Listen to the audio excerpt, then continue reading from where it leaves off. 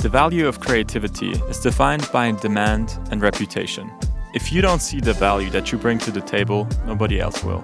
Unless we communicate the value that our service brings to the client, there is no reason for them to work with us. Knowing what your service is worth can be especially challenging in the beginning. This is why most people, including me, start by undervaluing their work at first. This also might be the best option if you just need experience. However, once you start to meet more people, you will find out that there are certain standards for your type of work and region. Here in Switzerland, there is a union that has some recommended prices for the type of work you do and the level of experience that you have.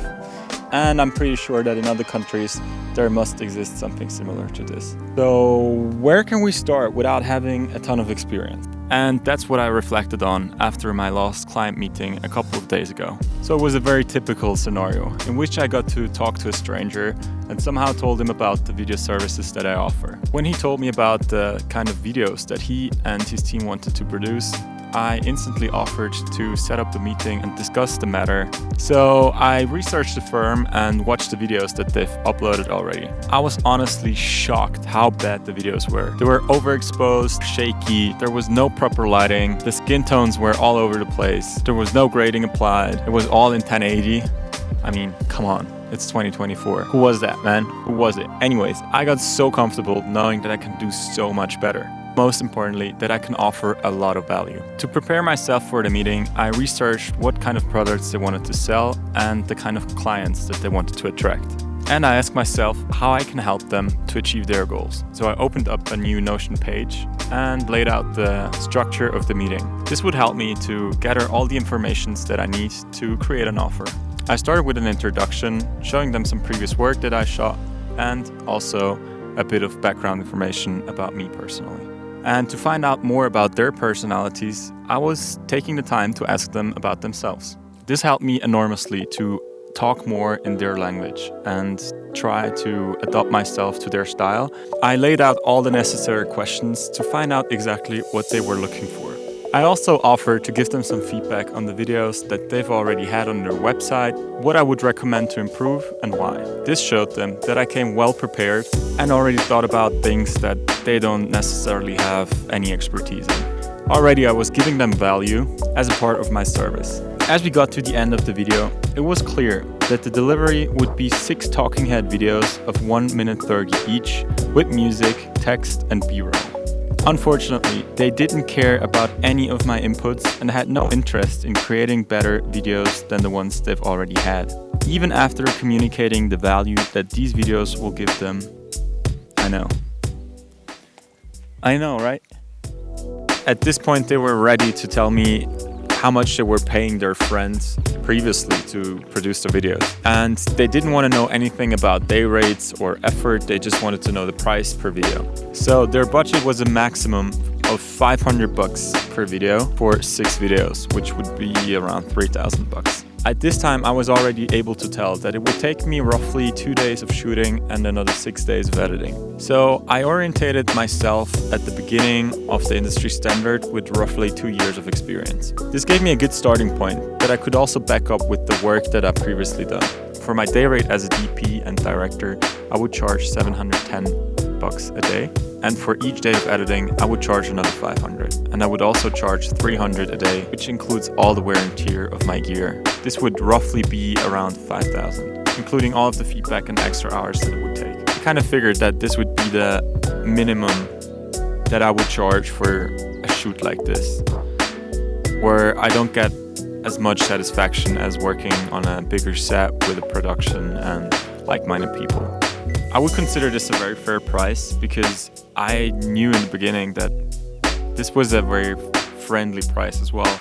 I knew that it would take me more than the time that I actually calculated for the shoot. I honestly wanted to work with the client because I thought that there might be a long-term relationship that we could build up, and quite honestly, I really could have used the money for paying rent and moving into a new apartment. So I really wanted that job in a way, but I still figured that when I give them a fair price and I'll be able to tell them exactly what's included in the price and they still don't see the value that I deliver, that this won't be the job that I should take. These are not the people that will make me grow, and these are not the people that I want to work with in the future. Especially considering that they try to recommend me to some of their friends. They will tell them the price that I charge them. Make it very hard for me to justify a much higher price tag with other clients.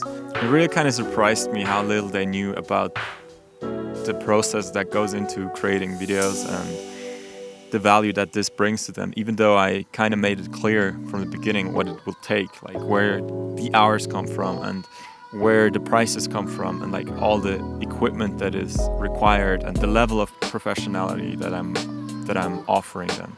That really put me in a kind of weird situation because I'm really not used to people that have this kind of mindset. I'm in the beginning still, so I could have just taken the job and kind of get over it and just take the money and do it for them, but it didn't feel right, and I would have been so frustrated just working for them hours on end, knowing that the amount of money that they gave me is not the value that I'm providing. Like I want to be over-delivering, that's for sure, but I don't want to over-deliver for something that I'm already over-delivering, if that makes sense. So even after everything that was said, they straight up told me that they weren't comfortable paying more than $500 per video, which would be $3,000 in total.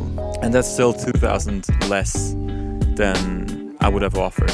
As I'm surrounding myself more and more with people that value the craft of filmmaking, it was very hard for me to understand like where they're coming from and what they were expecting of me. So kind of went a step back and really told them again what's really going into the video, kind of asking them where we should kind of meet each other. So what I was struggling to understand is they actually wanted the same videos they already had in the same quality for the same price, and that's kind of just not possible. If you have a friend that does it semi-professional and they give you a good price, and then you kind of meet someone that has more experience and has proper gear and like proper value proposition, then you just like that's where I don't fucking understand it, you know.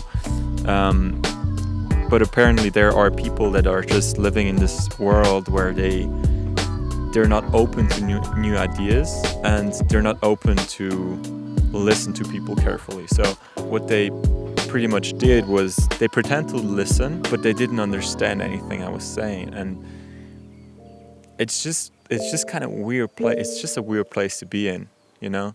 I would have done so much for this product, honestly, but yeah, I think it's so important that you start to listen to your gut at some point. So to make a long story short, I said no. I don't do it for this price. I'll be happy to talk to you anytime. Again, if you are looking for some video solutions, and you can contact me anytime, but that's my prices and I won't work for free, basically.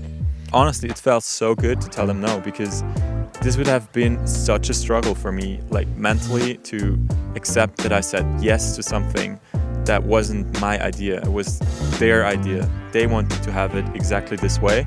They weren't able, or they weren't motivated. They didn't want to meet me somewhere. They basically wanted to have me work for free. So probably I'm thinking about it way more than I should. But that's also coming back to the fact that I'm so happy if I can work for someone. Like, I'm so stoked to put my knowledge to work and to just go for it, you know, make people happy and kind of get after it, see progress, have a full schedule. All these things are kind of getting more and more important to me, and also I'm proud of what I do, and like that's a big step in my career where I can kind of be proud of what I do. And it's not necessarily what I do, but just the fact that I'm doing videos now and kind of went off the path that I was on and realized that this was so much more me. And yeah, it's now just up to me and work, and like get work underneath my belt and show people what I'm capable of. And so that's probably why I just care about stupid corporate shit like this, which is way too much. But yeah, it's just kind of me being honest. So what's my point with all of this? In the end, I just felt so much better not working for them at all because I knew my value. So let's wrap things up. So knowing your value is a crucial part of negotiations. Especially in the beginning, it's very hard to find out what prices you should charge your clients.